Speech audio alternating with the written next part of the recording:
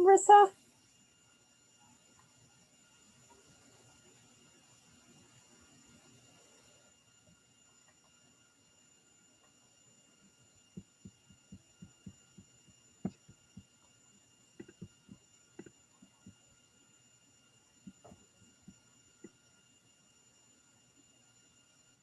Hi, Mary. Hello there.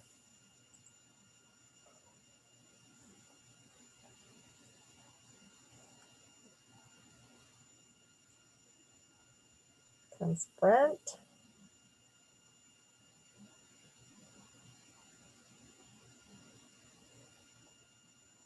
Hi, Brent. Hello.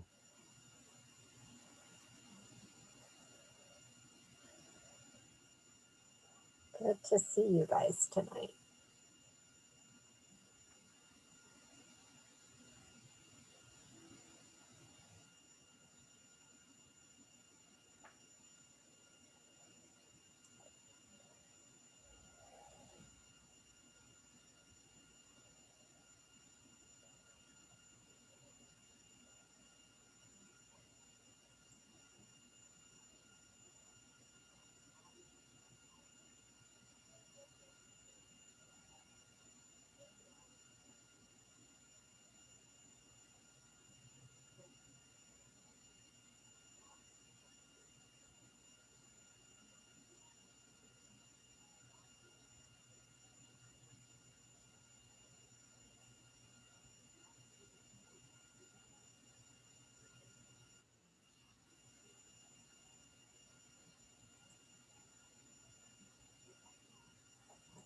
It's Wendy.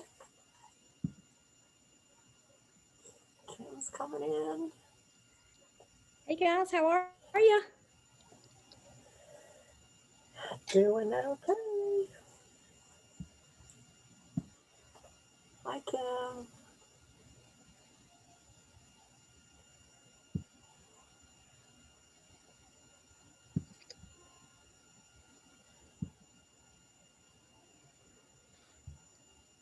Trying to get into my iPad because I have notes in there.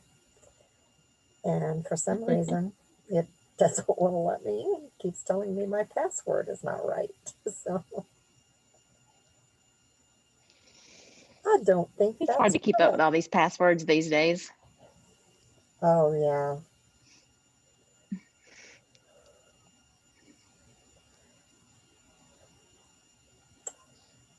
I think they are incorrect. Brent, did you get kicked out of your office tonight? No, we're on spring break, so I'm not home Oh, to my gotcha. office. You get an early break, Gotcha. huh? Yeah.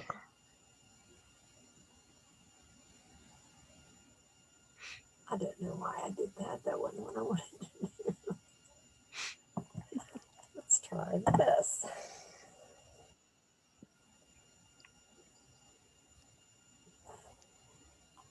Comes Tamara.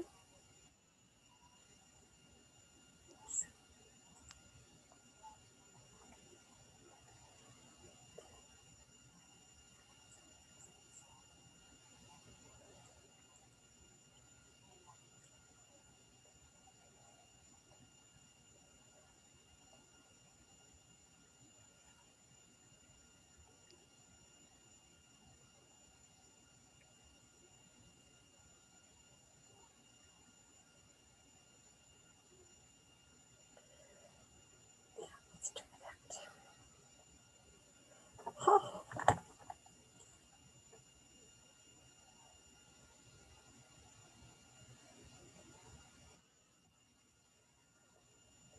It's Jeremy.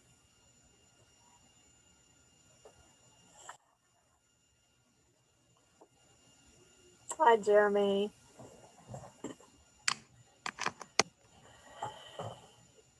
We are recording.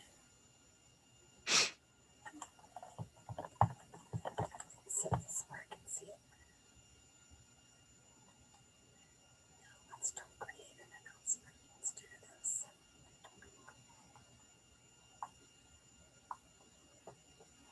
There we go.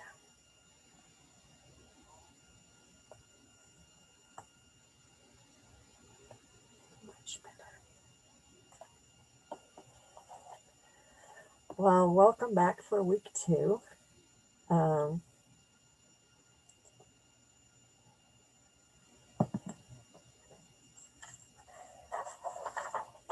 If I lose power,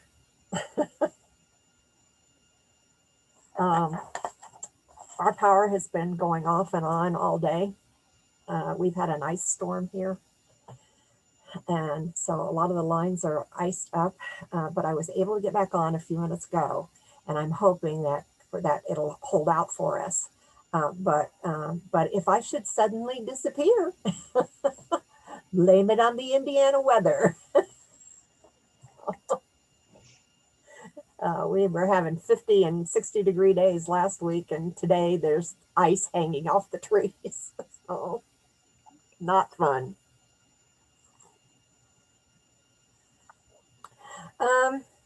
Anybody have questions about the first couple or the first week?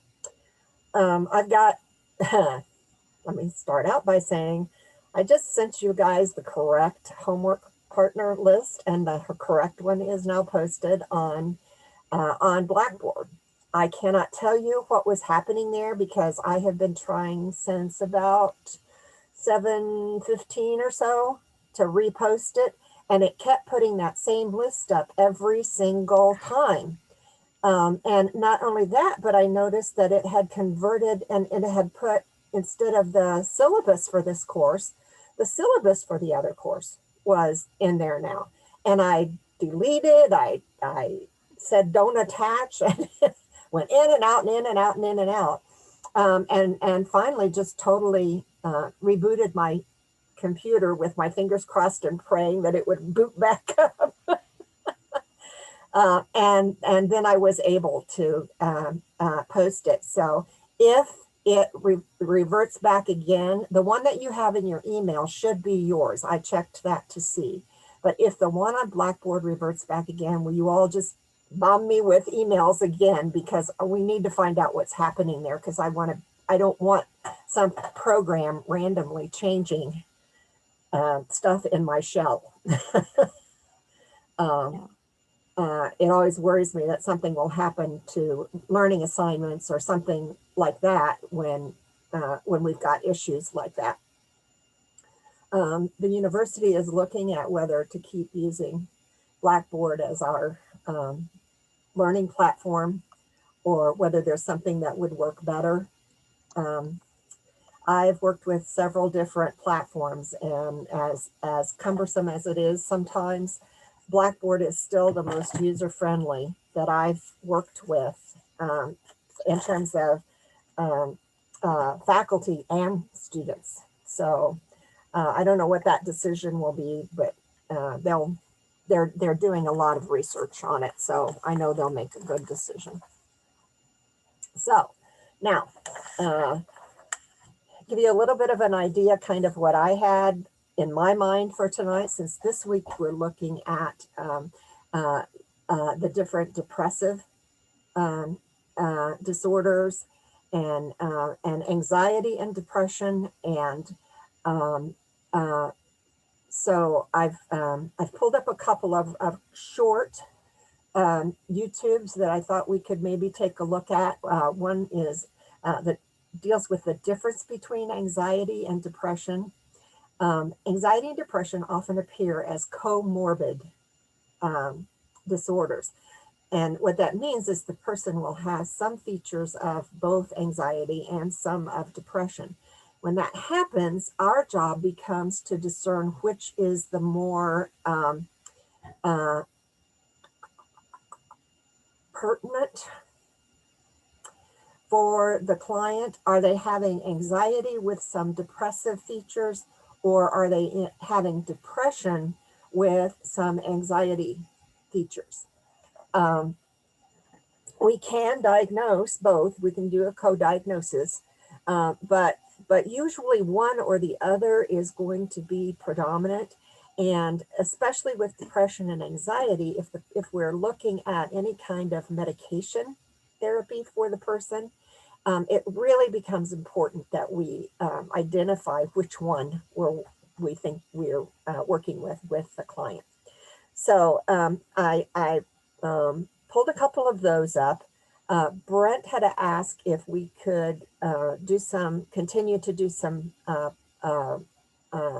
working with the counseling skills, and certainly we can work those into some role plays or working with these various disorders that we're looking at.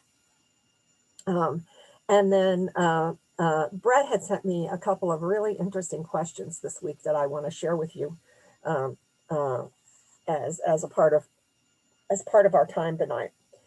Also, want to make a suggestion to you. If you have not already done so, I would recommend that you're not going to be able to see this on there.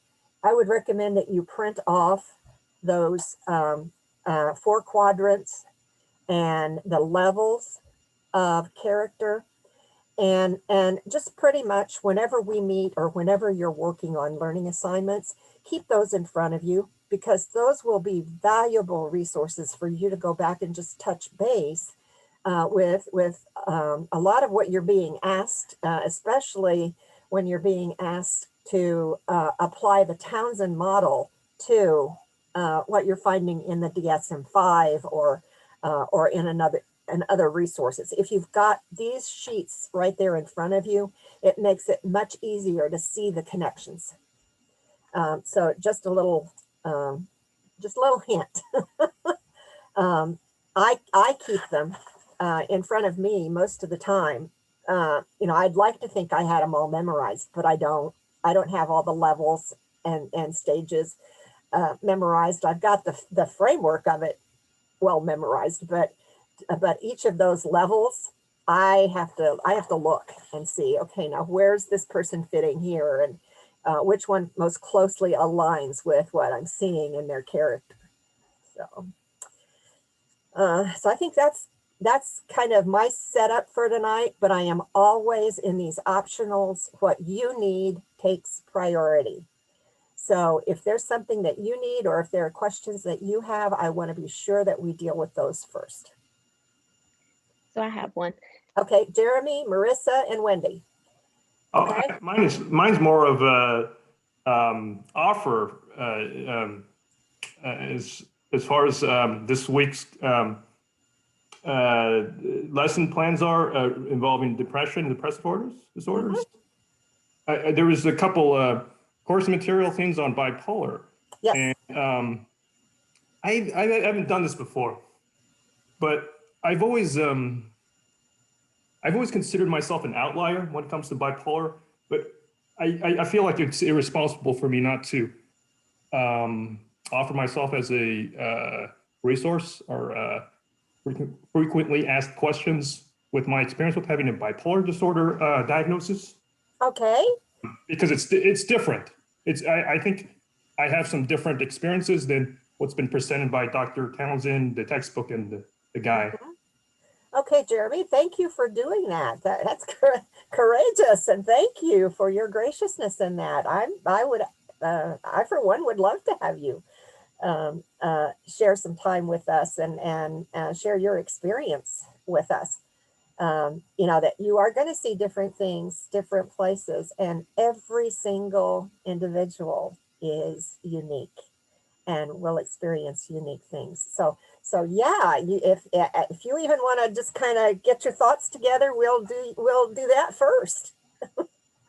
Okay. And Marissa. My question's regarding the homework partner assignment for this week. I know it says it wants us to make a treatment plan with the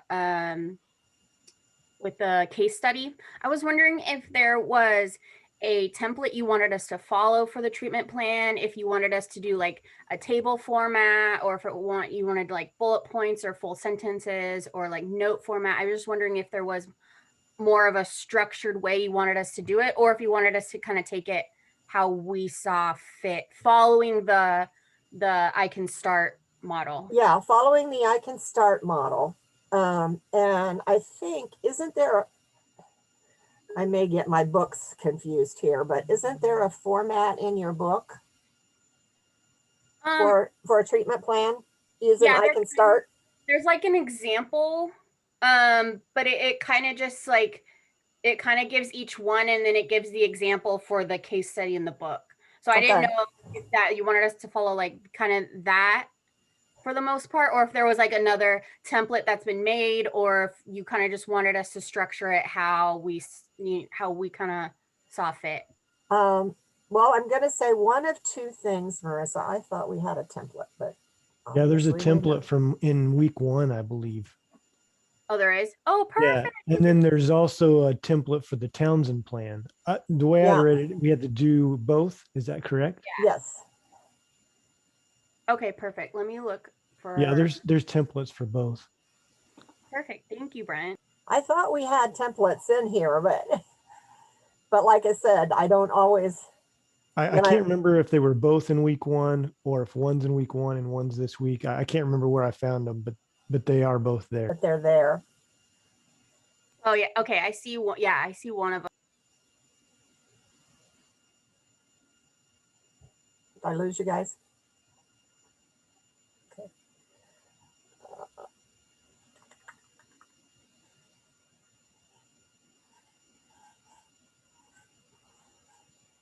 Okay, perfect. Yeah, I found they're both in week 1, Mary. I see them. Okay. Yeah.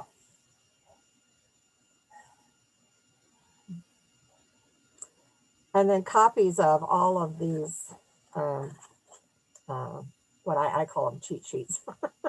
Copies of all of these cheat sheets are in lesson 1 too, or in week 1 as well. Okay. Perfect. Thank you. Thank you, Brent. Thanks, Brent, for being on top of things. Wendy.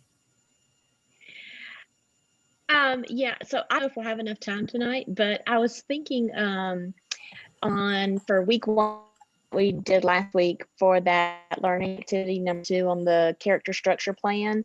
I know I was talking with several people in my group, and we did the assignment, but we were kind of like, did we do it? I mean, like it, and so I didn't know if we might have time that we might could just do one as a group, pick a treatment, then try to pick some of those things just to help us kind of get a grasp to make sure that we're kind of thinking about that the right way.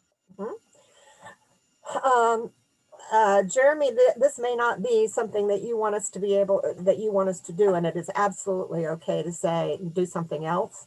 But what I'm wondering is if we can kind of hear your story and hear your input, and then maybe we could do one of those treatment plans from Learning Activity 2 with the information that you provide for us. Would that be okay for you? Okay. Definitely. I was prepared to give a little blurb, a little spiel. Okay. And I can go longer, or this could go for hours even. So I could start with a little bit and we can go from there. Okay. Well, just so we get to it, let me real quickly share Brent's email with you, because he had a couple of very good questions.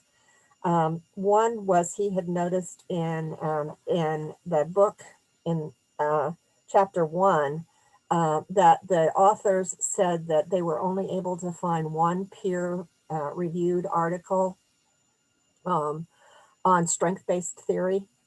I don't know if that just didn't get updated when they updated the text, but if you go on Google and search peer-related or peer-reviewed articles on strength-based theory, you're going to get like 11 or 12 pages of articles. It's a very well researched area. And one that is becoming more and more predominant in our everyday uses, because it fits in so well, especially with trauma survivors. It fits in and helps to provide that hope.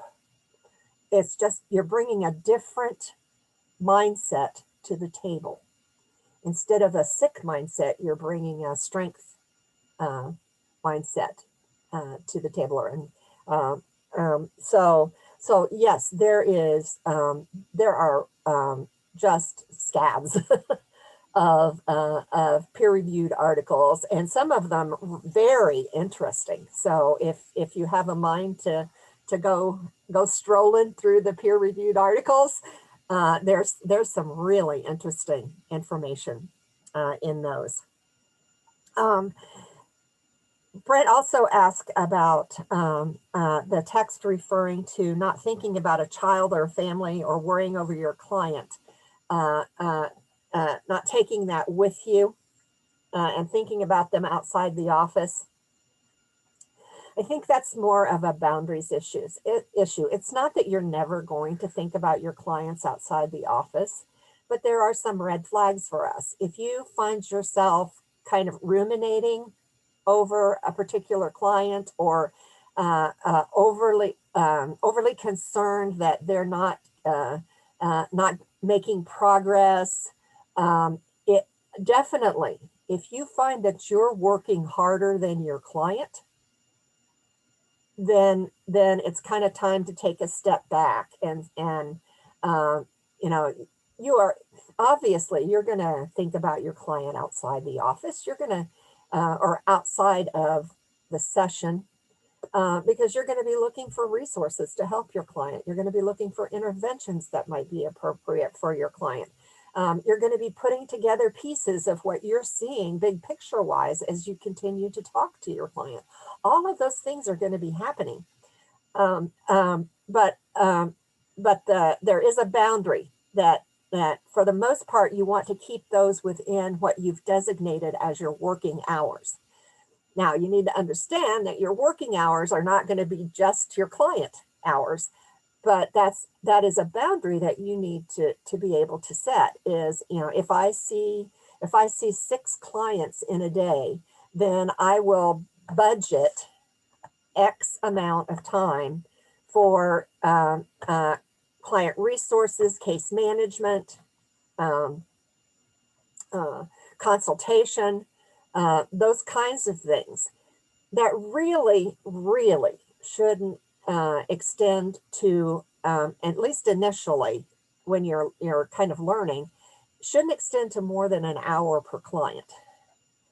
Now, some clients it will extend to more than that, but that gives you kind of a ballpark. And then probably as you get more experienced and you have more intervention tools in your toolbox, then that time is probably going to decrease some, but it is going to be there. But keep a boundary around that. Keep, whether you want to call it office hours, or whether you want to call it your work day. Be sure that there is a beginning and an end to that it doesn't just free flow through all of your life, because that sets you up for compassion fatigue. So, and, you know, set boundaries with clients about when you will take phone calls, or what they can do in terms of phone calls. You know, my clients, we have things set up to where if they're in an emergency situation, if they're in a crisis situation, then they need to go to the hospital. They need to go to the nearest ER, because, you know, there's no guarantee that I'm going to be available immediately to anybody. So we have that understanding. They can call me through the week if they need to, if there's something that they want to talk about. But if we go over 15 minutes, there's a charge for that. And really, they're limited to 1 phone call a week. Some of that, again, is because I've worked with so many borderline people who have a borderline diagnosis. And if there is not some kind of firm boundary in place from the get-go with those folks, then they never move more toward autonomy. I need to talk to you about everything. But again, you will learn some of those things as you go along, and you'll see what fits your style. um, you know, I tell my clients, if I don't get a good night's sleep, I'm no good to anybody. And so me getting sleep is important to to being able to be present for you. So now that doesn't mean that I don't care that you may wake up in the middle of the night from a nightmare, but what are you going to do when that happens? You know, and then we can talk about it. If you'll jot it down or draw about it or whatever you need to do in the immediate present, then we can surely talk about it in our session. And part of what that does is it helps clients to build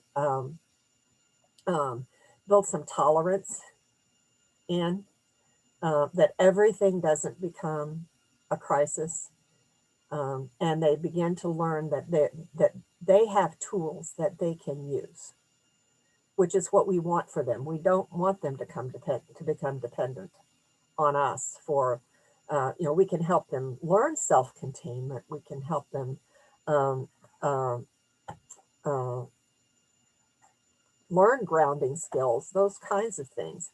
But we want to transfer those to them, and we want the client to be able to use those, not depend on us to drive that train. Okay. Let's see. Did you have a? Okay, those were Brett's questions, and then he's picked his character to do his study on. Any questions about any of the other, or your thoughts about any of that?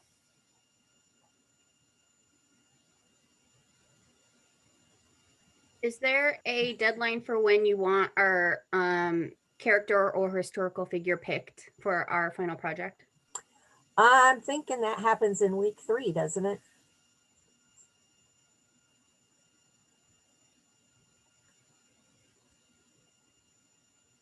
All right. All right, Jeremy, thank you so much for being willing to open your life up and share it with us. So I'm just going to kind of turn it over to you. And I may ask some questions if it's appropriate, but mostly I'll just let you kind of go with your story. Okay, sure. I wanted to start with just a handful of points that I thought would add some perspective, some dimensionality to the commonly viewed, maybe it's not commonly viewed. Maybe I'm not. I just haven't read that many of other people's stories, but I'll keep it with the I pronoun. So, all right. Generalizations. Good plan. Thank you for that. Okay. So I've had a bipolar diagnosis, bipolar 1, just like Max Ventner in the recording we listened to for this week. I've had the diagnosis since that's 8 years ago. I know I've experienced mania before that. It just it's not really until here's the thing with diagnosis, kind of ties into what we discussed last week, is with bipolar. I hated having that diagnosis because I realized had I just not been caught, my life would be, I wouldn't have that follow me. I mean, I don't have to. There's some basic things like my Second Amendment rights are taken away basically on that basis. Even no matter how stable I am, maybe I could have been very unstable. Didn't have a diagnosis, yet I would have those rights. So it's just kind of, you're stuck in this thing for the rest of your life because no one really knows. I mean, I've had this issue where I could talk to medical professionals who don't tell you for sure how to sign off on you being stable or not. And I have a doctor who's told me that he would sign off on another physician's, because he does these evaluations, another physician's mental fitness. If that physician had bipolar diagnosis and he was maintaining it well with pills and everything, he would consider that person way more fit than someone who was an alcoholic or substance abuser. Mhm. However, in my experience, having that diagnosis of being bipolar puts me at the bottom of the pit. You know, people put that in the category of schizophrenia and bipolar. Those are like the two ones that I've experienced. Personally, last year I had that used against me in a legal way, and it just shows kind of how many people buy into that myth. And it's not even people, even the stories you hear like in the textbook, some of it's scary, you know. It's like, so the other part I wanted to talk about was delusion and psychosis, which I've experienced. It's not like I'm in a separate reality. I can function, I can go to work, I can pay my taxes on time. It's just and even the things I'm paranoid about or that I desire, they could be very real things that have a realistic basis. Mhm. Like my concern that about certain people, a lot of them have been true. You know, they have a lot of basis in reality, and they have manifested that way too in my non-stable and my stable ways. There's a consistent reality, and actually this program has helped me a lot in viewing it as like the Fosha stuff we had to read last term Mhm. about emotions and core emotions. If you don't experience those core emotions, or you're not allowing yourself to experience them because of defense mechanisms, that kind of experience could throw you off pathologically. I've had that experience. So what I experienced is you get a huge flood of emotions, and yet your thinking, your mental models, your concerns and fears are what you rely on. It gets pushed in that direction. So I could be on a day-to-day basis concerned, highly afraid. One of my biggest fears is being audited. So that could be a big fear. Like I could end up, cleaning out my closet, doing all my organizing my taxes for the last 7 years in my room until midnight or 4 a.m., 5 a.m. I could be doing these nonstop thinking I have an unrealistic fear of being audited. However, the fear of being audited is realistic. It's very real. Yes. Yeah. So it's not like I'm concerned that, I'm communicating with aliens or anything like that. It just becomes a sense that I can build Rome in one day. I mean, I was in a bipolar, because we had to do a group therapy class last term. And one of the ones I visited was a bipolar organization, DBSA. Mhm. They have all these free seminars or free group therapy support groups. And that was one lady's experience.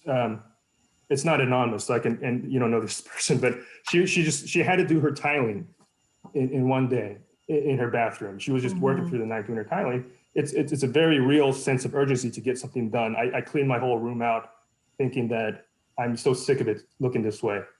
And the way I thought about it, reflecting on what I wanted to share today, was these are, there's two feelings going on. Is whatever you desire on a day-to-day, whatever I desire on a day-to-day basis, and whatever I fear on a day-to-day basis, I experience the sense that I'm going to get what I desire today, or I'm very close to it. And I'm very, the thing behind me, the fear that's always been following me on a day-to-day basis when I've been stable, is very near to me as well. So, so then it can be a very profound experience of emotionality because of it, because I get the sense that everything makes sense, that I'm so close to what I'm going to get. That's why I have to just I can't sleep. And the You have to problem keep with not pushing for it. sleeping, that's the big one that I didn't see in the book or the clips that I wanted to share. Yeah, and that you mentioned actually about sleeping, Professor Adams. The thing with sleeping is that everyone will experience this. I read like in a book about sailing. If you're out in the sea on your own for days without sleep, just in the middle of the ocean, you'll start seeing mermaids. That's the chemical thing that's going to happen to anyone. However, my experience with bipolar is that I'm very prone to not sleeping because I'm on the cusp of a breakthrough, understanding the whole world and how it works and everything. And that'll keep me up. But when I'm up for a couple of days, I will be energized by it. And I've learned that this is a big aspect of the experience. However, by being up and energized, it makes the psychosis a little weirder, a little wackier. The other thing was, I feel like it's an accentuation of my personality. Like I'm more or less on a stable basis. I have certain eccentricities.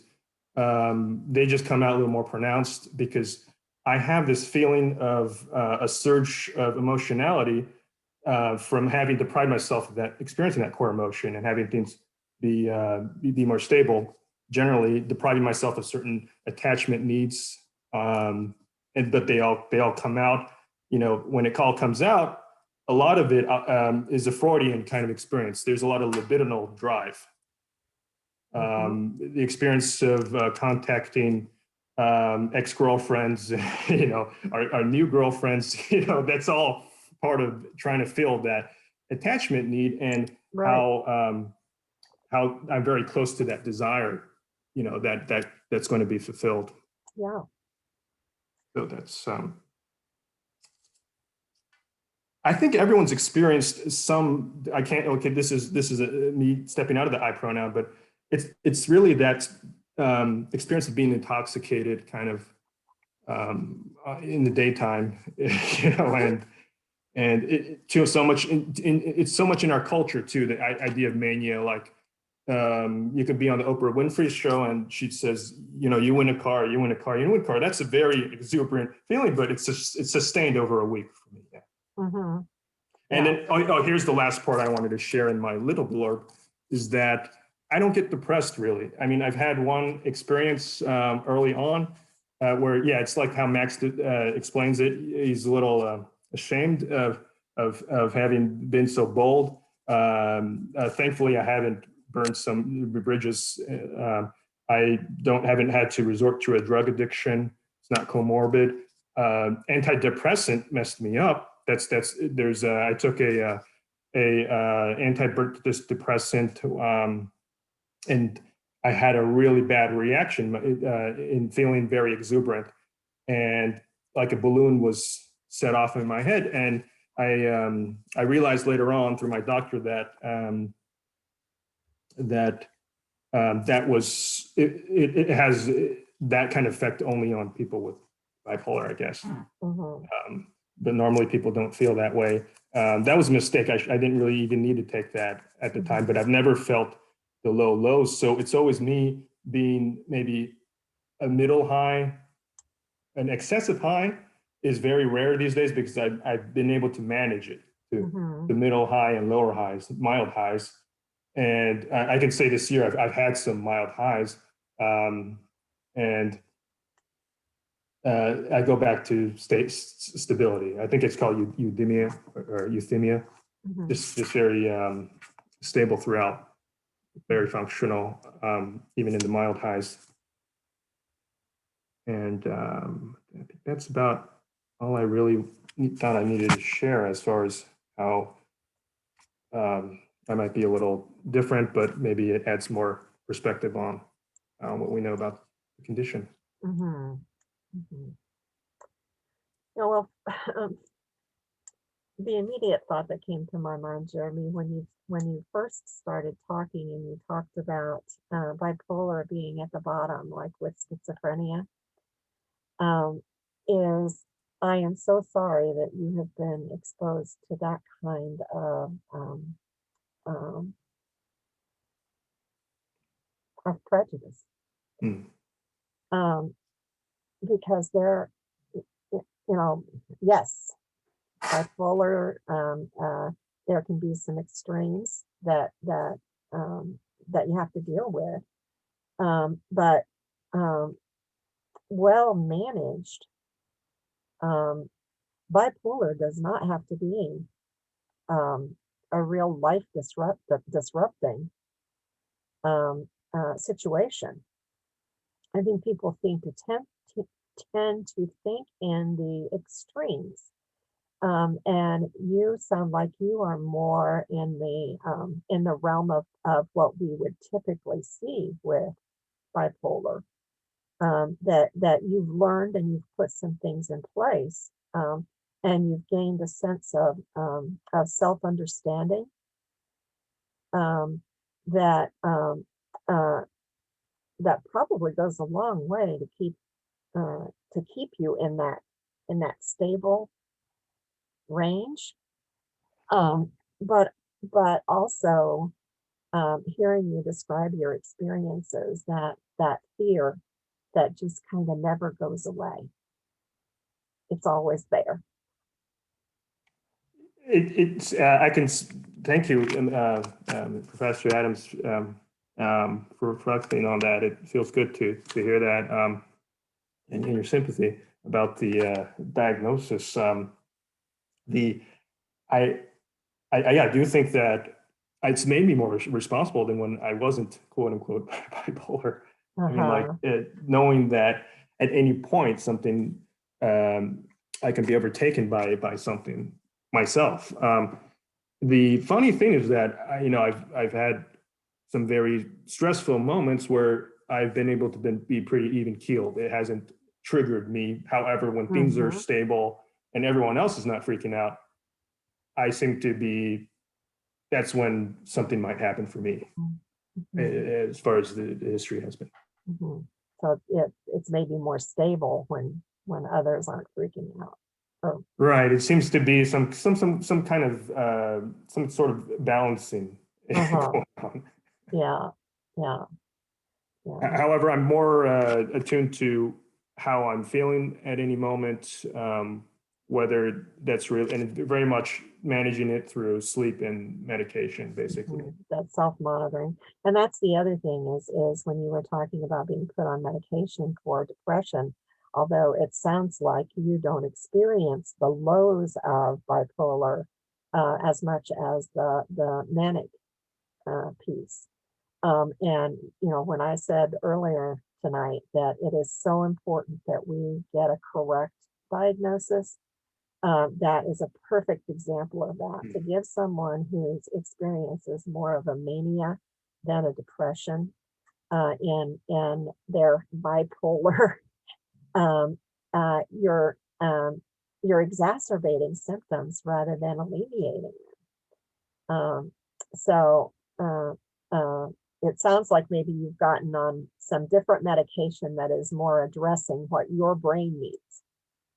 Yeah, I'm just doing it straight lithium. That's all.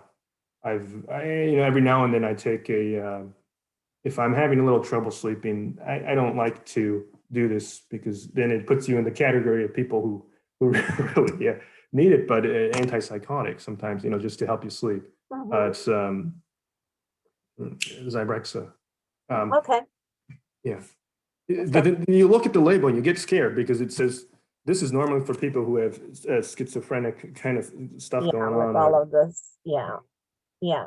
Yeah, it can be a little bit scary, but one of the things that we've learned about drug management, and what one of the reasons it's so important to have a psychiatrist who is knowledgeable, who knows what they're doing, and who takes time to learn about you, is because more and more we've learned that one drug by itself may not be effective. It may help with some symptoms, but more often what we wind up doing is what's called a drug cocktail. Hmm. And it's putting together medications that meet the body's needs. Whereas one drug may meet one need of your brain, that it may also your brain may also need a little boost in another area, and we need those medications to work together. When that happens, then it makes it much easier to self-regulate your life. Oh, definitely. It reminds me of what Dr. Townsend said in his recording, about how you can be taking medication though, but it might not resolve another piece, which is the character issues. And that's something I learned this year is there's so much more to it. Mhm. as Yeah. well. Yeah, and we always want to be looking at those character issues. It's not an either or. Mhm. You know, you guys have probably heard me say this until you're sick of hearing it, but I'm going to keep saying it because it's true. You know, so much of what we do is not an either or, it's an and also. You know, so even in looking at something like a theory, you know, what theory do I want to bring to bear with a particular client? Well, um, uh, the client may need a piece of this theory and a piece of this theory and a piece of this theory. We may need a theory cocktail to really help the client, because I don't know of any theory, any theoretical format that just right down the line fits every human being and their experience. So,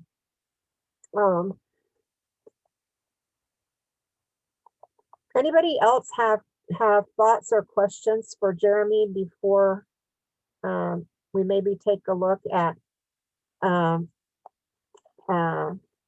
pull up a treatment plan and take a look at it? Jeremy, thank you so much for being willing to share this. Yeah, of course, you're welcome. I'd be glad to answer any questions here or by email or anything like that. Mhm. Okay.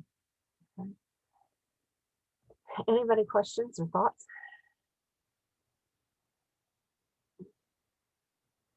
Jerry, one of our adopted daughters was diagnosed with bipolar. Um, uh, a lot of it stemmed from her father committed suicide in their garage when she was 10 years old, and she found him. She and her brother found him when they came home from school, and her, you know, her mom did a lot of caring for them, helping them, to seeing that they got counseling and that kind of thing. But she wound up being diagnosed with bipolar. Today, she is a psychiatric nurse and she runs a ward, a unit at a psychiatric hospital here in Indianapolis. Oh, that's cool. I wish more stories like that of people in the mental health establishment with that firsthand experience. Yeah. I've been in the ward. It's funny because you go in there and no one really tells you anything, and that makes it worse.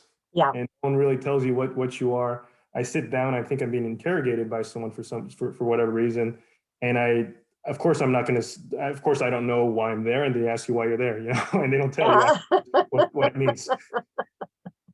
Yeah. Yeah. But that's a great story of But of mental that health experience. wards can be kind of confusing places, Hmm. and particularly when we're dealing with some of the thought, disturbed thought patterns. And the other thing that occurs to me, Jeremy, is you said you get the high flood of emotions, and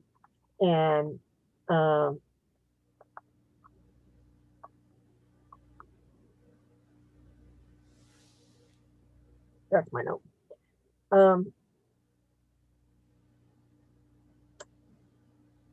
You said I don't have any comorbid issues, but I wonder if anybody has ever talked you through that chemically what happens in your body is akin to you said it sometimes it feels like you're drunk in the daytime.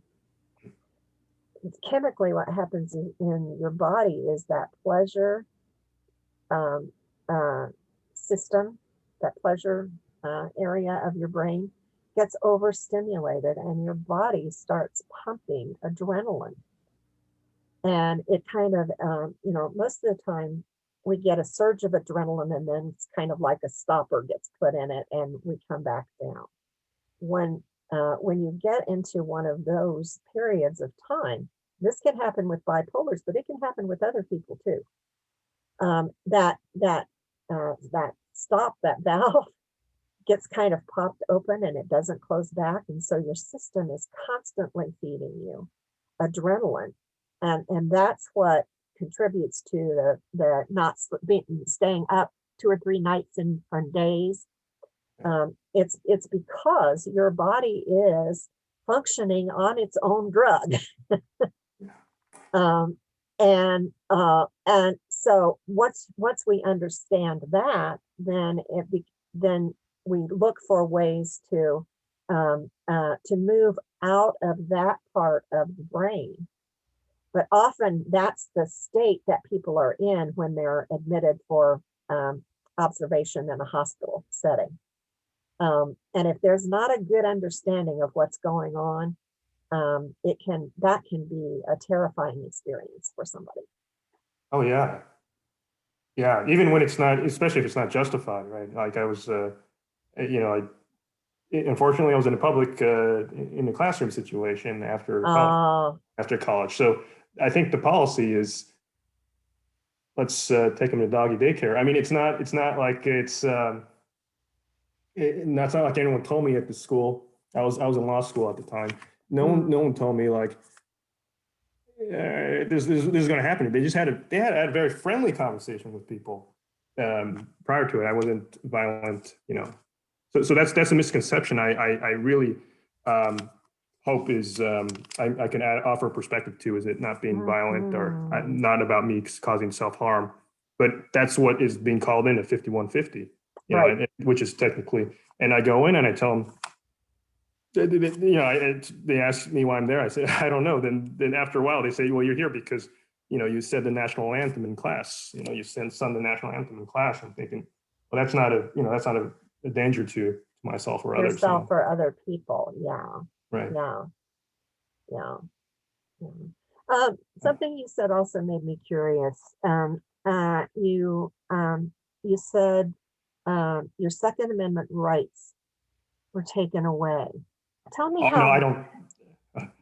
Tell me how that, because you got me curious about how that might look. Okay. Oh no, I don't. I don't. I've never owned any firearms or had any desire to, but I know I'm not going to be allowed to. Okay. Okay. Yeah, I hadn't thought about that. I mean, I could be the most, model citizen, stable, medication, peace lover, Buddhist, and yet, they're not gonna give me one, but they're gonna give this guy one, So, you wonder sometimes, how do I get to the point where I'm just in the clear? Right. Yeah. And that's an ongoing part, I think, of fighting the stigma. And I think it's something that we have to be engaged in, and that we have to help our clients to be engaged in. So, Definitely. gee, lots of courage there, Jeremy. I'm telling you. Thank you.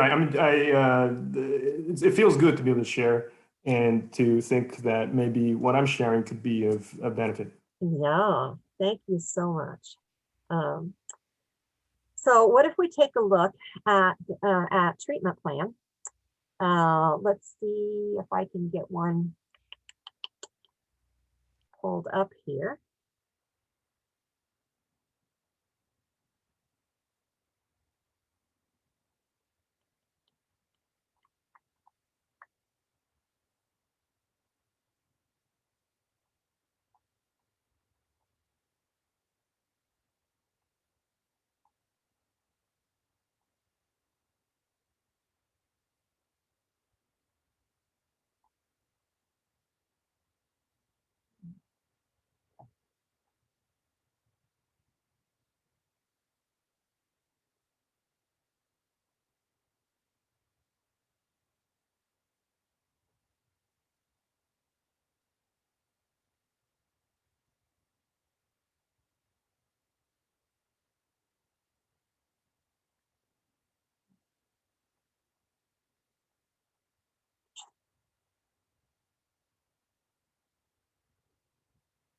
All right. Let me come back and share my screen. Because I'm guessing you all can't see that now, right now, right? Okay.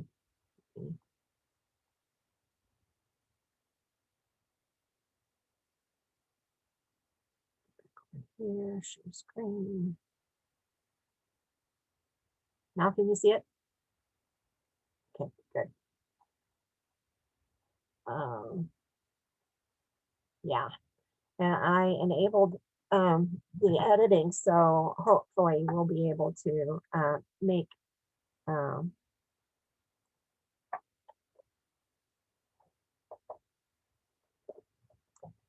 okay, we're not going to put a name in here. We're going to put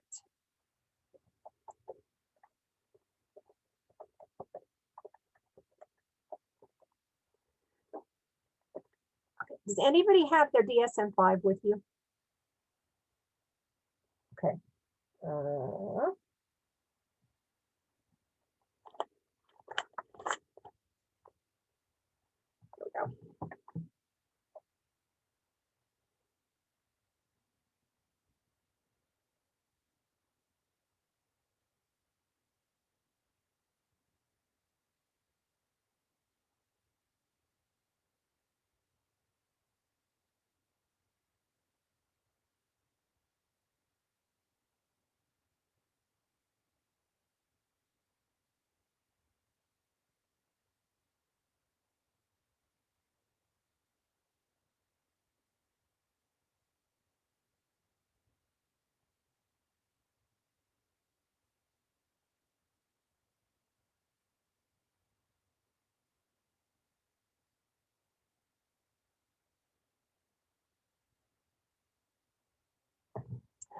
Okay. In case you haven't invested in this, there's a DSM-5 that you can load on your iPhone.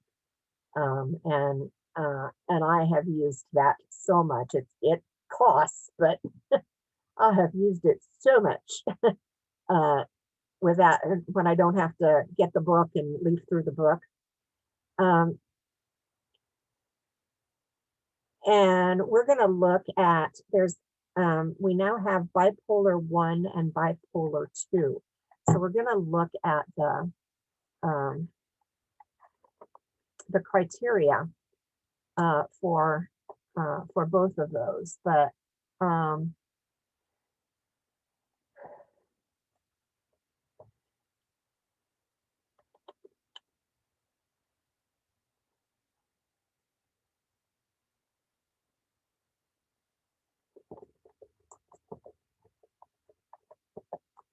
okay, what were some of the symptoms that Jeremy reported?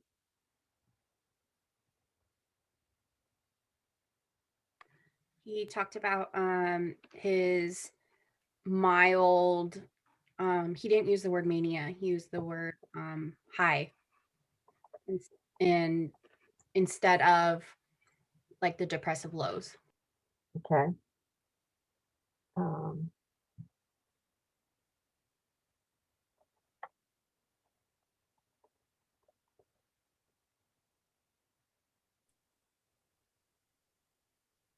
Trouble sleeping.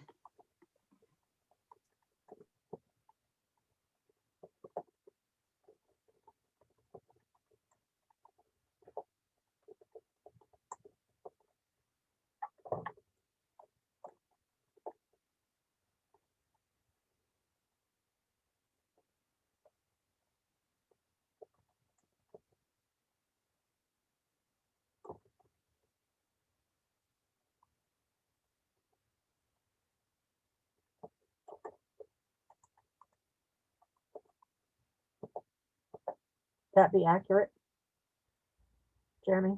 Okay. Anything else?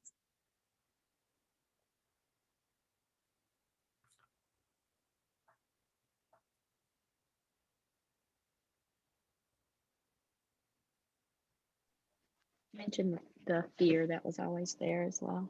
Mm-hmm.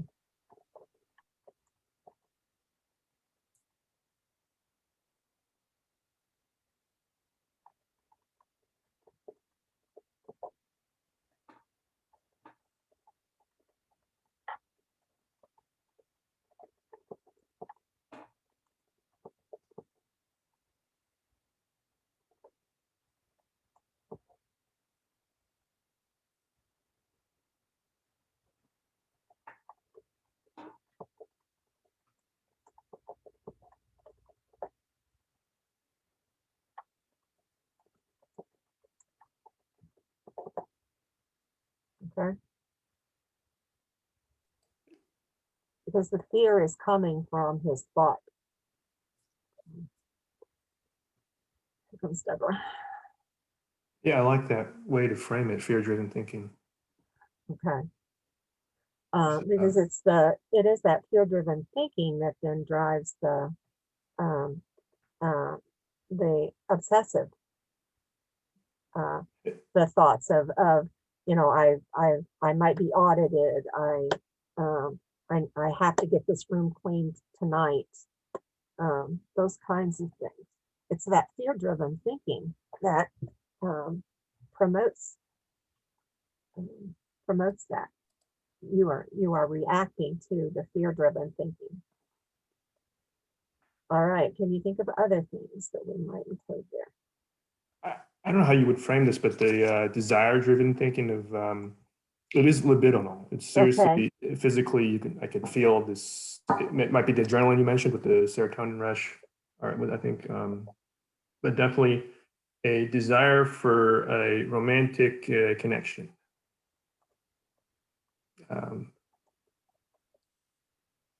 Or attachment. Maybe not. It doesn't have to be romantic.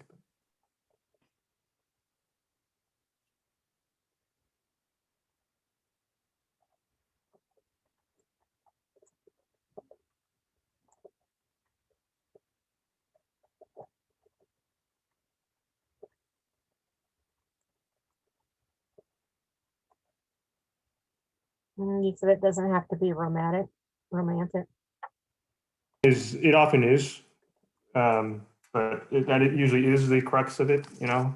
Okay. Although there's also seeking old friends who are male. Okay. So does that sentence take care Yeah, of I it? think that's a good one. Yeah. Okay.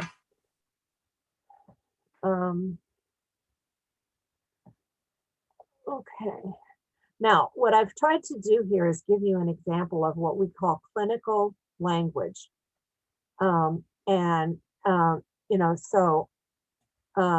This is not all exactly in the terms that Jeremy used to describe himself or to describe his experience, but what we're looking for here, and we're going to come back as we look at the DSM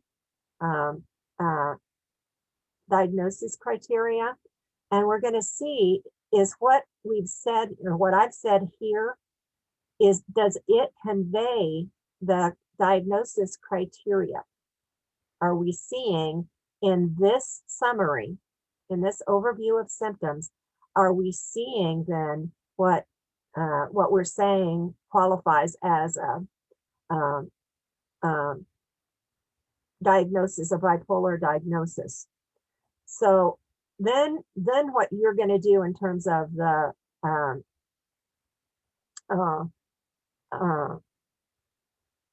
this Townsend section here is you're going to see if you are recognizing issues in any of these area of character structure. Jeremy has acknowledged himself, has recognized himself, the attachment, that there's something going on there attachment wise. There's something he has needed that hasn't been met. So then we look at, we go to our sheet and we see what level would we say would fit what Jeremy's experiencing. Is there a deficit? Is it a level 1, a level 2, level 3, level 4? Anybody got your sheet in front of you and want to take a guess? Go ahead, Marissa. I would say 2 or 3, leaning toward, I would say 3. Okay, and why would you lean toward 3? 1 second, let me.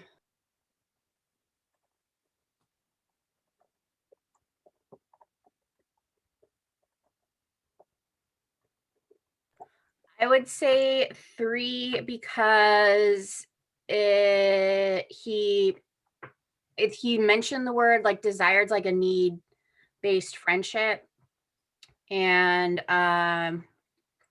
but he recognizes that it's like a coping style and Okay. it's time for something. Those are the words that stood out to me.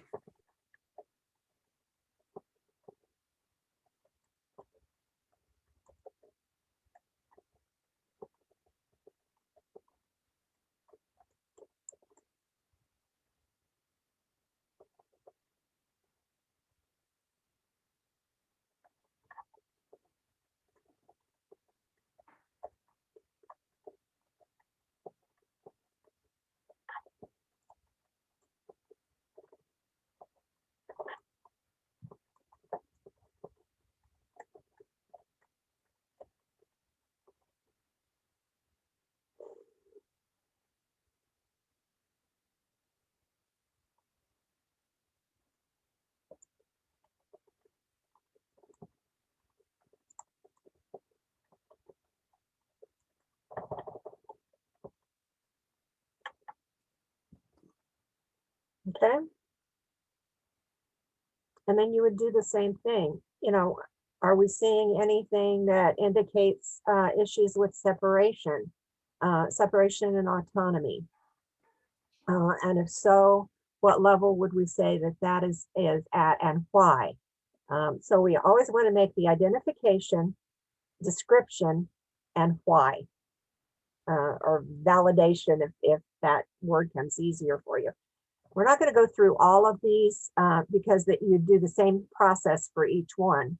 And then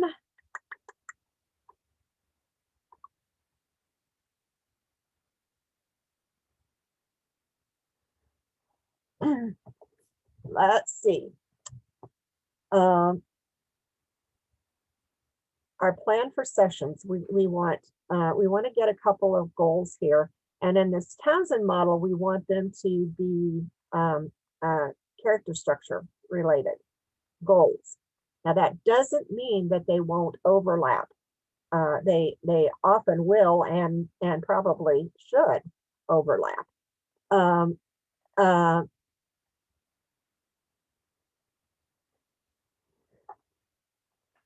I would say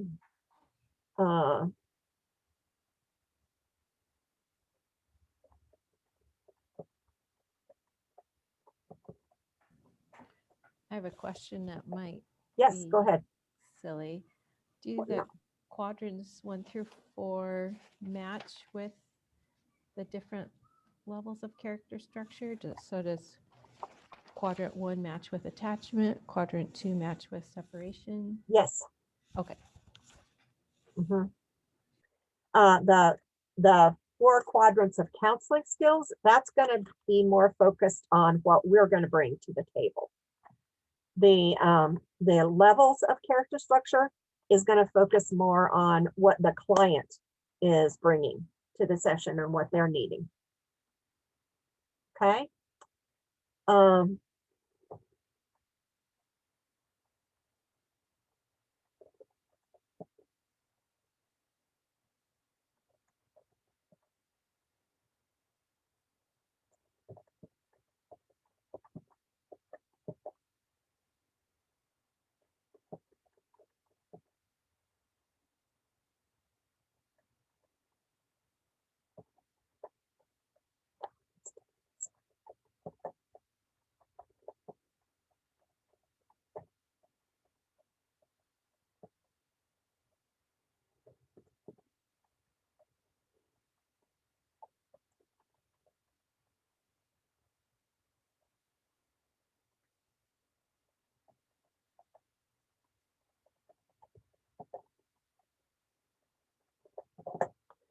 Okay.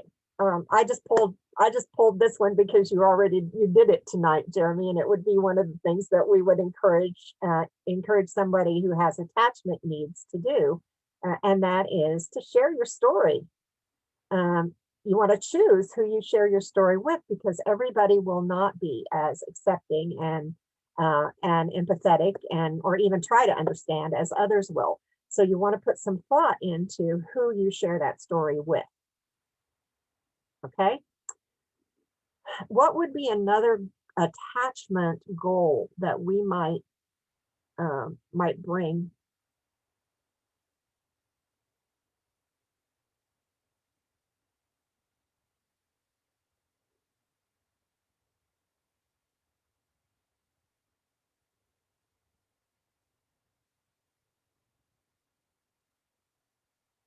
you look at that first quadrant, kind of scan down there and see, is there anything there that looks like something that we might bring?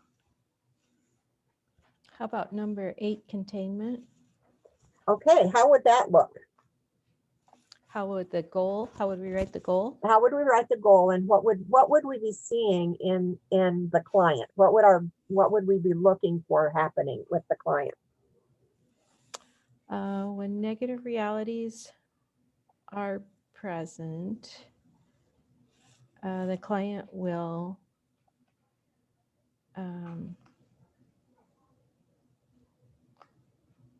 remain calm without overreacting.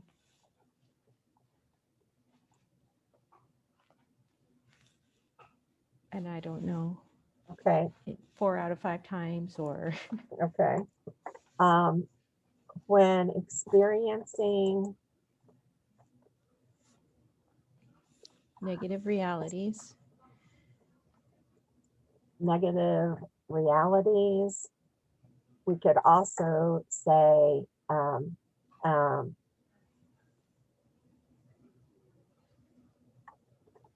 flooding of emotions. mhm, Client will be encouraged to practice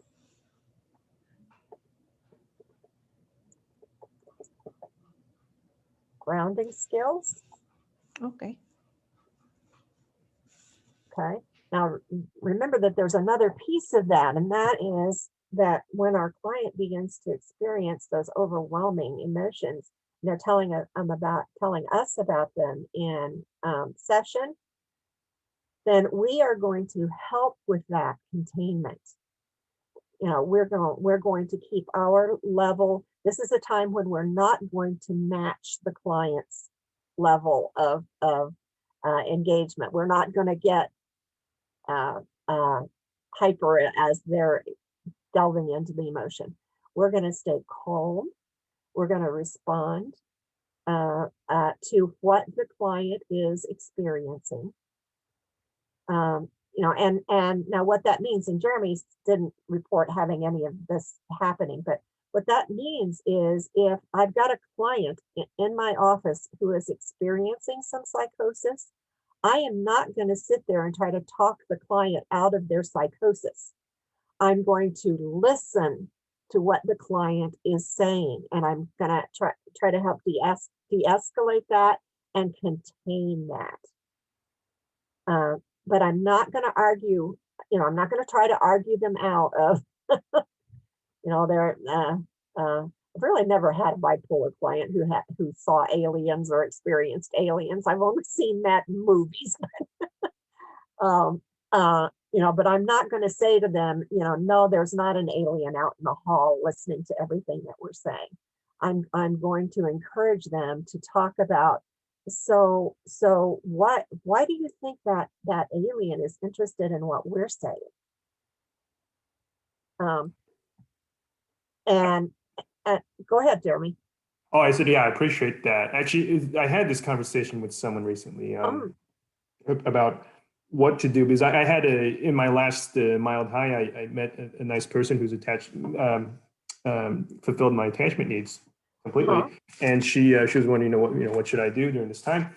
And I said, yeah, you know, you can give me a little reality, but it'd be nice just to have a conversation without you withdrawing or being afraid.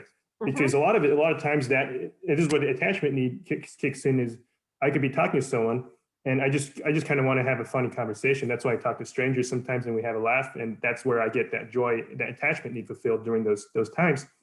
But the reality piece, I told her, you could give me some reality too. Is like I had a psychiatrist at the time, and he well, I have a different one now, but you know, I sent in an application to enlist into the United States Navy at that time during a more major high, and he he talked me not out of it, but he kind of, because I sent my application and I asked him, well, they never responded. And he said, look, it's because you have a bipolar diagnosis. They're never going to call you because the VA is underfunded. They don't want any more Right. Yeah. of a burden in Yeah. the system. And he talked me into why we're not, all these things about geopolitical issues and stuff that we're facing as a country. And it was a good conversation to have. It helped me just kind of see that, experience that clarity. Mm-hmm.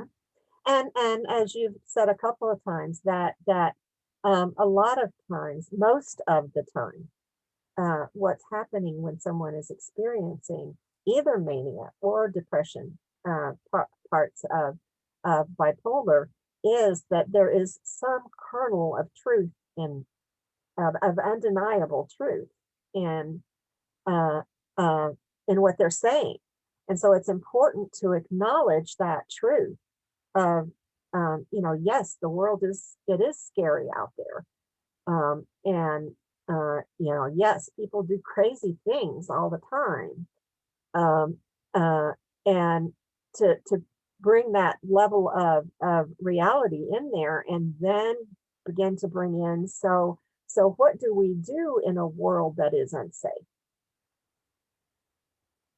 um, and have that conversation, Yeah, definitely. So now in this, we're just going to list two goals because that's but we would need to prepare the client with grounding skills that are practiced in session, and grounding skills that fit the client, that the client can buy into, because not all clients can buy into the same grounding techniques. One that's pretty universal and that we try to get almost, well, I can't think of anybody I've never not worked the breathing, some kind of breathing, but there are all kinds of different breathing exercises. You don't have to use one particular one because it may not work for people and they may need something else. So, so then in terms of your treatment plan, you would, using those four quadrants, you would choose a skill from each quadrant, um, uh, with attachment. Uh,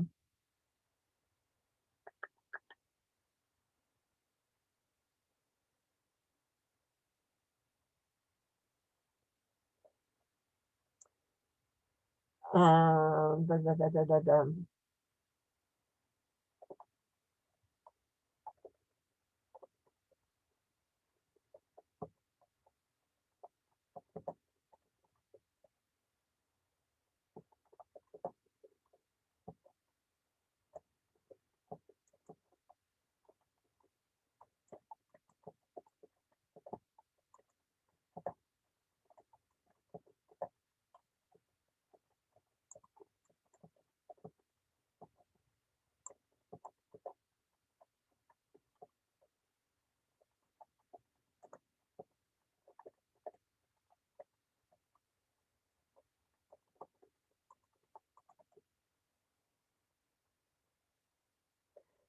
I'm almost always going to pick a tuning uh, in quadrant one.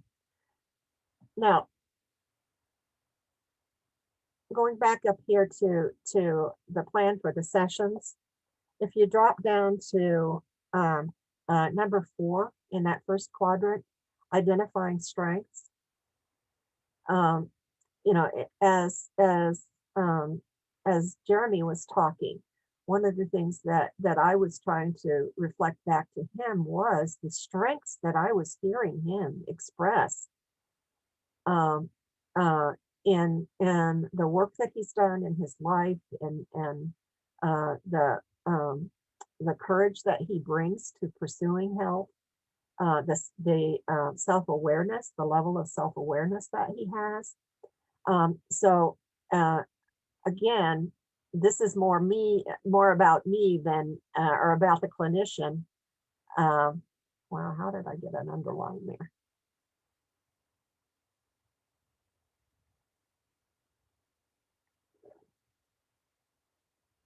I think Word is just doing its own thing. Okay, well, it's just going to be underlined because I'm not going to take time to mess with that.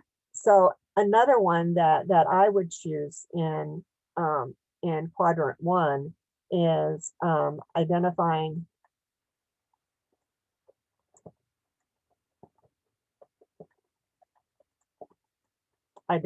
client strengths.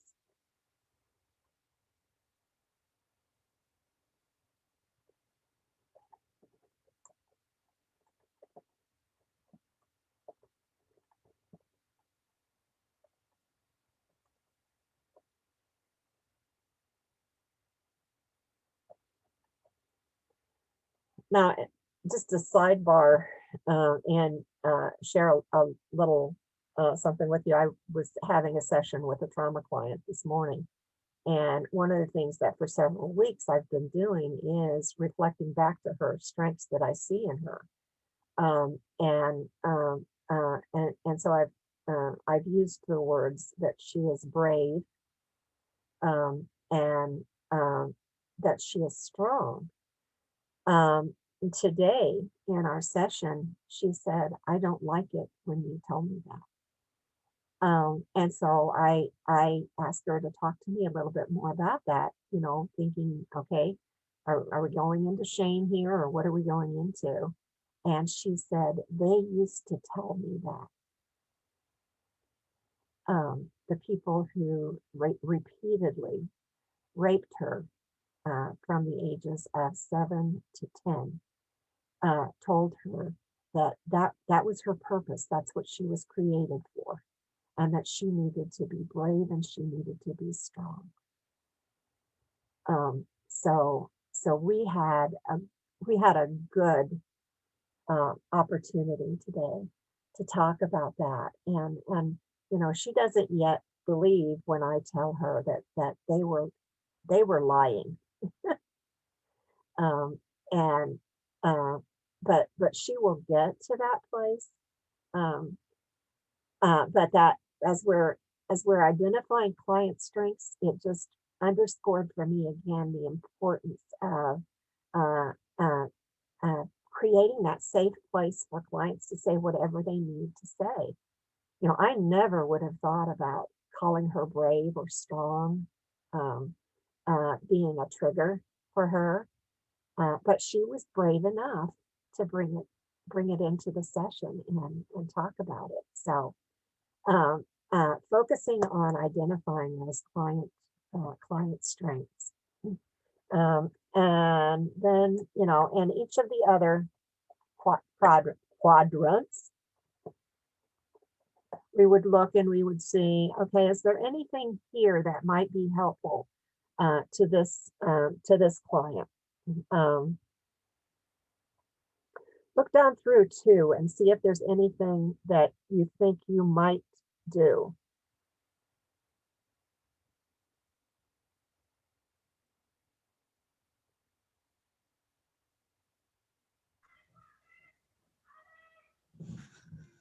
Well, you may do attuning observations. Okay. Jeremy was mentioning bringing reality back into the Mm-hmm. picture. Might do some attuning observations. If we're concerned about attachment here, would we do any of number 9?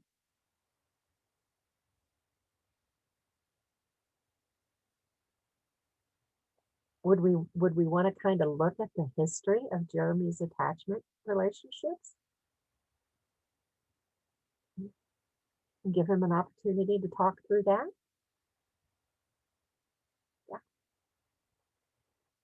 So there are a number in each of these that we would be able to use. What we would want to do treatment plan wise is prioritize.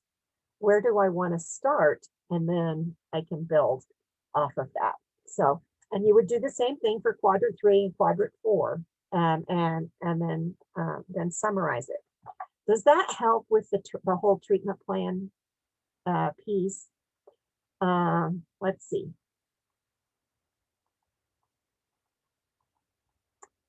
Can I?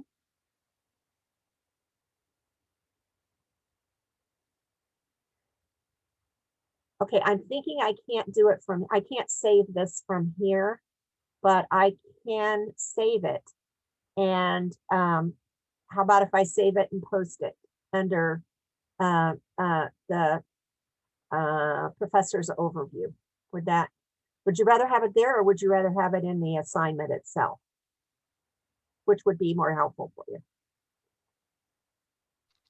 Probably easier to get to if it's in the assignment, if you can do it that Okay. way, but we can get to definitely the other for Okay, sure. let me try that and see if I can post it, see if I can add it into the assignment, because it'd be right there then where you can find it easily. And if I can't, I will post it in the other spot. Okay, so I'm going to stop the screen. Any questions or thoughts on this? I have a question. Go ahead. Yeah, Brett.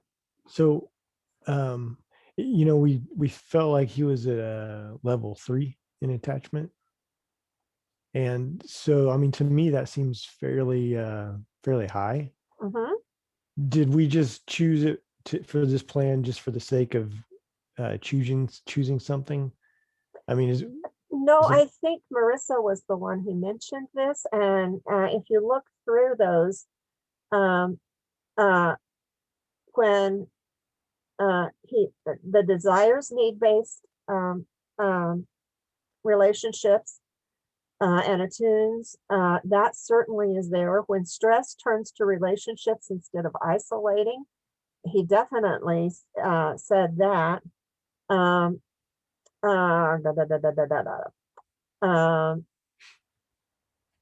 Understands feelings and needs of others and can tell them. Now can feel loneliness and hurt from relationships. And so Jeremy said that he's begun to let some of those core emotions in that he hadn't been letting in before. Now,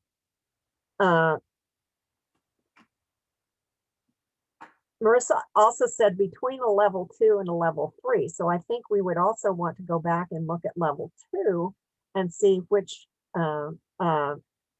characteristics there we see. So that it becomes a fluid growth process that he kind of is going back and forth between level 2 and level 3. And the more aware he becomes, if we know this, then what we know is we're going to be encouraging Jeremy to build healthy attachments and to recognize what his need is in seeking out those attachments. What are the nourishment? What's the nourishment that he's looking for? What are the nutrients that he's looking for in those relationships? Does that make sense? Yeah, I think so.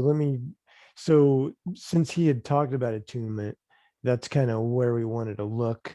And then since he wasn't at level 4, then that's why we wanted to focus on that. Is that kind of okay? Mm-hmm. Okay. Yeah. We're looking for what matches most closely with what the client is telling us. Okay. What that we're reading in the description is matching most closely with what the client is describing in their life. And there may be pieces in several different levels. So in that case, what we want to look for is where is the predominance of characteristics. And that's our starting place. It's not our ending place. It is our starting place. It gives us something to begin to build interventions off of. For instance, with somebody that I had written this particular treatment plan for, I would be encouraging maybe identifying 2 or 3 guys that he will go out and do some social activity with at least once a week. Now, it doesn't have to be all 3 guys once a week. You've got, you can mix and match in there. But to begin building building a network around himself, where it sounds like that's not been a safe thing to have happen. So to begin to build some safety into a network, and yet you have, Jeremy has some people that he knows he has some attachments with, because he said, I will contact old friends. So one of the things that we want to explore is, so what are you getting from those old friends, from connecting up with those old friends? What nutrient is being met there? And so all of that, but choosing those interventions then is based on what the client is telling us. Okay. Oh man, we're at the end of our, yeah, go ahead, Wendy.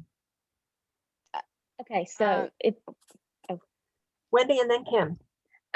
Okay, so what if it was a different scenario and someone comes in and it's their first visit and you're not real sure if it's, like you said in the beginning, the depressive with the anxiety or the anxiety with the depressive mood, but you've got to give a diagnosis code for this third party insurance to pay for this. Is that where just that supervision comes in, or how are you?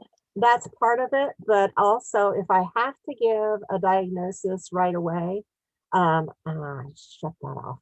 I'm probably going to give a provisional diagnosis. Okay. And some insurance companies will let you work with a provisional diagnosis for several months. Others will only give you a couple of weeks for a provisional diagnosis. Others may kick a provisional diagnosis back at you, but that would typically be what I would do first, is go with a provisional diagnosis, because I don't have enough information to say the client meets criteria for X, Y, or Z. We are almost out of time, but I wanted to go back to bipolar, or to the DSM. And 1, 2, for a diagnosis of bipolar 1 disorder, it's necessary to meet the following criteria for a manic episode. The manic episode may have been preceded by and may be followed by hypomanic or major depressive episodes. So when we're looking at bipolar 1, we're going to be looking more toward the mania side. And then if I'm just reading partial here. For a diagnosis of bipolar 2, it is necessary to meet the following criteria for a current or past hypomanic episode, and the following criteria for a current or past major depressive episode.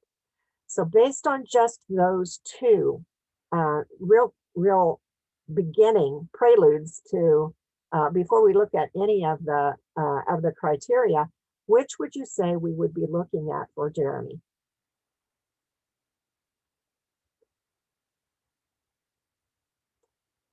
One, yeah, bipolar 1. Because to start out with, he doesn't meet the criteria for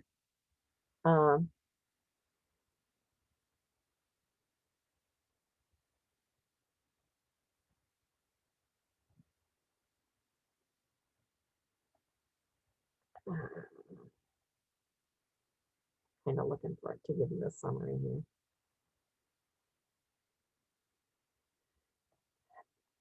So DSM-5 tells you exactly how to record what you're diagnosing. And for bipolar 1, it says, in recording the name of a diagnosis, terms should be listed in the following order: bipolar 1 disorder, the type of current or most recent episode. So we would say manic or mania. The severity, psychotic and remission specifiers, and any other, the other thing that DSM-5 gave us was all of these specifiers. So um, we could say that someone is bipolar 1 with anxious distress. There's something going on right now that's causing distress for them. And the thing is that in DSM, with each of these specifiers, it gives you a page to look for the criteria for those, for whether or not you should include those specifiers. We can specify things like, is this seasonal? You know, do you notice that you get more manic in the fall or in the winter? Do you see it happening more often then? We can specify whether it is rapid cycling. You know, is the client reporting that this is happening about every 4 weeks or every 6 weeks or every 2 weeks, which is really rapid cycling. And so we have the opportunity to include all of these specifiers that help to make the diagnosis more precise and more helpful, both to the client and to us. So Jeremy, what we would say would be that you don't get a label of bipolar, you get a diagnosis of bipolar 1, which indicates that there are some features that happen that we need to address, we need to pay attention to. Okay? And then paying attention to those is what drives the treatment plan. You know, Jeremy has a lot of information about himself, and you're going to find this with all of your clients. They have a lot of information about themselves to share with you. If you listen to that, then you're going to be able to come up with a diagnosis that is an asset. Now, like I talked about last week, there are some situations, and Jeremy has talked about at least one of those tonight. And I think he also mentioned information being used against him in court. So be aware that there is that piece of this. Nisha, bye-bye. And we are going to wrap up tonight. Was this helpful? Jeremy, thank you again so much for being willing to share all of that with us. You know, we will keep it sacred. Thank you so much. Thanks for the opportunity. It's a good feeling to share, and it's part of my identity now. I usually keep it pretty secret. Yeah. Well, we are honored that you decided to share with us. The two YouTubes that I had pulled for tonight, I'll post those in my section on Blackboard so that you can take a look at them. Just thought maybe it would be helpful as you're looking at anxiety and depression to have some of that. Okay. Thank you all for being here again tonight. Tamara, you've been really quiet, but it's good to see that smile. Thanks for investing in us. Oh, all right. Your And time. I will see you next week. Okay. I have a quick question for Okay, you. hang on just a second. Wendy, before you take off, I emailed you about getting together. So if you'll shoot me back some possible times, I'd be happy to. Okay. Now, Kim. Yeah, so my question was, so like when you have